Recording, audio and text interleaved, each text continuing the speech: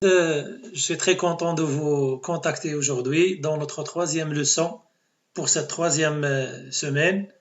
Très bien, donc aujourd'hui, je vous invite à découvrir d'autres axes de parole, d'autres moyens pour s'exprimer facilement et correctement en langue française. Très bien, donc sans plus tarder, on passe à la page 91. Page 91, je vous propose les expressions suivantes. Bien, dans ces exemples, on a deux parties. Grand A, prendre la parole et grand B, donner la parole. Bien, donc pour prendre la parole, il y a un certain nombre d'expressions que nous devons employer. On va les découvrir. Et pour donner la parole à une autre personne, à notre interlocuteur, il y a des expressions que nous allons découvrir ensemble. Bien, donc je vous invite à écouter d'abord ces expressions. Unité 7. Piste 22. Exercice 7. A. Prendre la parole. Maintenant, c'est à moi de parler. Tout d'abord, j'aimerais dire que... Avant de commencer, permettez-moi de demander la parole. Je voudrais faire un commentaire à propos de ce qui vient d'être dit. Excusez-moi de vous interrompre. Serait-il possible d'intervenir? Je traiterai un point. Nous verrons que, en premier lieu, par la suite, je terminerai par, en conclusion, pour finir, B. Très bien. Donc, comme vous l'avez bien vu, pour prendre la parole, il y a beaucoup d'expressions. C'est très bien de retenir quelques-unes, mais on va les revoir ensemble. Maintenant, c'est à moi de parler. Quand quelqu'un termine sa parole, bien, et si tu veux, toi, prendre la parole, tu peux employer l'expression suivante. Maintenant, c'est à moi de parler. Tout d'abord, j'aimerais dire que, plus que l'idée que je voudrais bien exprimer, avant de commencer, permettez-moi de demander la parole. Puis on passe à ce que nous voulons développer. Je voudrais faire un commentaire à propos de ce qui vient d'être dit. Bien, très bien. Donc, dans la situation où quelqu'un a exprimé son point de vue à propos d'une idée, donc toi tu veux intervenir, tu peux employer cette expression. Excusez-moi de vous interrompre. Oui, on s'exprime avec politesse. Excusez-moi, le vouvoiement. Excusez-moi de vous interrompre. Serait-il possible d'intervenir? Je traiterai un point. C'est-à-dire je vais parler d'un point. Nous verrons, c'est le verbe voir, au futur simple. En premier lieu, par la suite, je terminerai par, en conclusion, pour finir. Ces dernières expressions, on les emploie lors d'un raisonnement. Quand on enchaîne dans un raisonnement, il y a ces articulateurs, ces liens logiques, ces moyens de liaison qui servent à articuler nos idées. Bien. Très bien, donc je vous laisse suivre la suite. Et donnez la parole. C'est à vous. Vous pouvez parler maintenant. J'ai le plaisir de passer la parole à... Nous remercions et nous cédons la parole à... Très bien, donc pour donner la parole à quelqu'un, il y a des expressions. C'est à vous, Oui, c'est à vous de prendre la parole. C'est à vous de terminer. C'est à vous de développer ton intervention. Vous pouvez parler maintenant. J'ai le plaisir de passer la parole à monsieur X ou Y, par exemple. Nous remercions et nous cédons la parole à n'importe qui, bien sûr. Bien. Très bien. Donc, voilà. Puisqu'on a maintenant expliqué ces expressions, et ces expressions, on les trouve souvent quand on veut exposer et argumenter, hein, quand on veut exposer et argumenter une idée quelconque, on peut employer ces expressions. Très bien.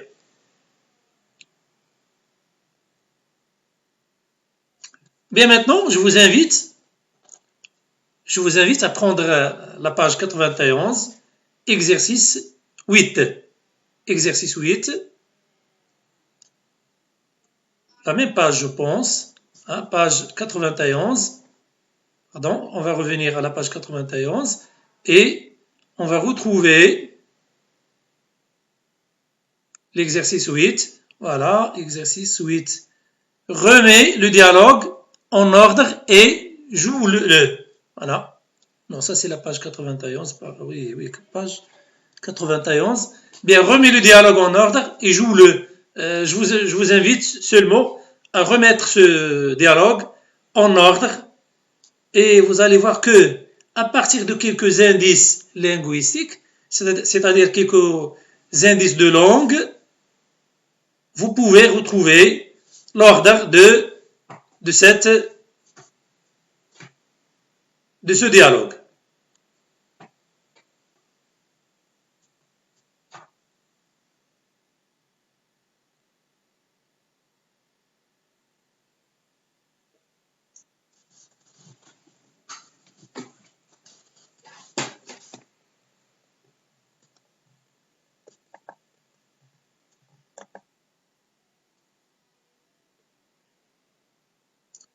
Très bien, donc voilà, aujourd'hui, je vous laisse retrouver l'ordre du dialogue que vous allez m'envoyer plus tard, hein, sous forme de message. Hein. Bien, donc on va faire un arrêt grammatical. Cet arrêt, hein, lors de cet arrêt, on va mettre l'accent sur un ton très important dans la prise de parole et surtout dans la narration. Quand on raconte au passé, c'est l'imparfait. L'imparfait est un ton, hein, qu'on emploie régulièrement et quotidiennement, hein, et beaucoup de fois dans la journée, n'est-ce pas? Bien donc, voilà, on va découvrir la conjugaison, comment la formation des verbes à l'imparfait, puis on va découvrir les valeurs. Quand est-ce qu'on emploie l'imparfait, quand on veut prendre la parole. Bien, très bien. Donc on va prendre comme exemple le verbe aller.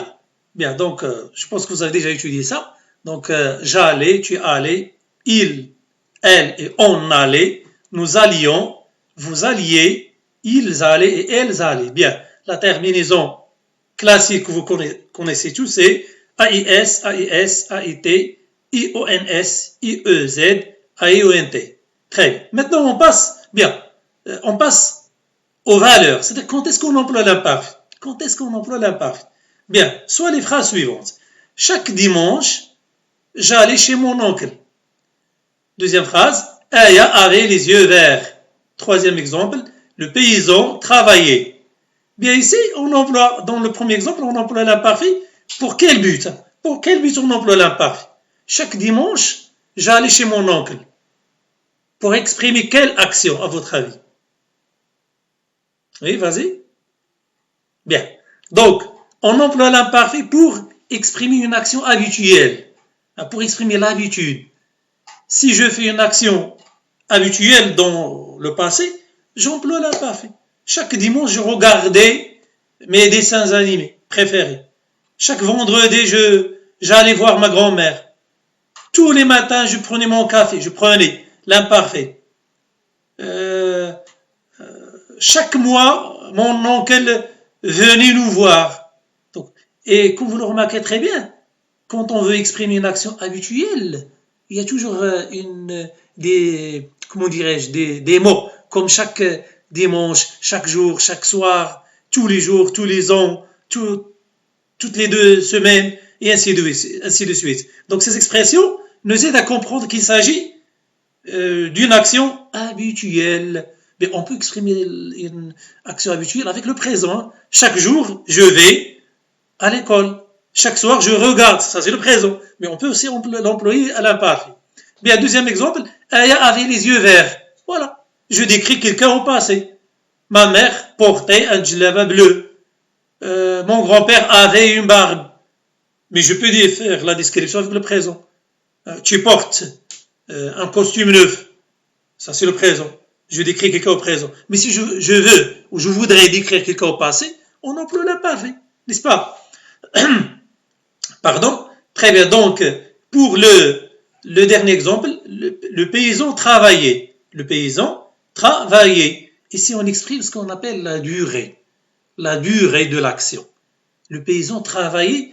La durée, c'est-à-dire c'est une action qui est dure, une action qui est longue. Voilà, pour exprimer une action qui est longue dans le passé, on emploie l'imparfait. Bien. Très bien. Donc, voilà comme tâche à faire chez vous. Hein. Toujours, donnez-moi des exemples de votre choix, des exemples qui contiennent des verbes à l'imparfait et dans lesquels vous exprimez soit une description, soit une habitude, soit une durée, la durée. Bien, donc sachez très bien que l'imparfait c'est un temps qu'on emploie dans notre vie quotidienne, que ce soit à l'oral ou à l'écrit. Moi, je vous propose un temps qu'on utilise, pas un temps démodé. C'est pas le passé antérieur, le plus que partie du subjonctif, des temps qu'on emploie à l'écrit, hein. Mais je vous propose un temps qu'on emploie dans la vie quotidienne. Et c'est ça notre intérêt, hein. C'est présenter un savoir, un apprentissage qui va, comment dirais-je, qui va servir les apprenants. Bien, très bien. Eh bien, si vous arrivez à vous exprimer correctement en employant l'imparfait, en employant ces valeurs, ça va vous aider à exposer vos idées et à les argumenter. À exposer, argumenter. C'est ce qu'on a vu au début de cette séance. Hein, prendre la parole et donner la parole. Quand je prends la parole, je la prends pour exposer mes idées ou pour les argumenter, n'est-ce pas? Et pour argumenter mon idée personnelle, je peux utiliser le présent, je peux utiliser le futur, mais je peux aussi employer l'imparfait. Bien, très bien. Donc, bravo. Bien, maintenant, avant de nous quitter, je vous invite comme toujours, à me faire une production orale. Vous allez prendre la parole. Vous allez imaginer une situation dans laquelle vous prenez la parole et vous la donnez à une autre personne. Donc, c'est imaginaire, bien sûr. Normalement, ça se fait dans les débats, dans les conférences, quand on fait des exposés, n'est-ce pas? Normalement, ça doit être fait en classe, mais on peut le faire de cette manière et on peut imaginer des situations comme ça. Donc, imaginez que c'est toi qui vas imaginer les deux interlocuteurs, celui qui parle et celui qui répond. Dans un circuit de communication, il y a toujours des personnes qui communiquent, qui parlent. Vous allez jouer les deux rôles. Celui qui parle et celui qui reçoit la parole, c'est-à-dire le destinateur et le destinataire. N'est-ce pas, mademoiselle, monsieur? Bien, donc, voilà.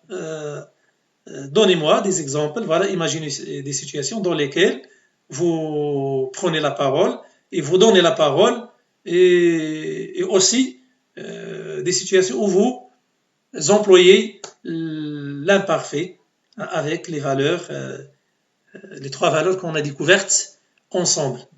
J'espère que vous avez apprécié cette séance. Je vous revois, Inch'Allah, la semaine prochaine lors d'une nouvelle séance et lors d'une nouvelle leçon. À très bientôt, mes chers élèves.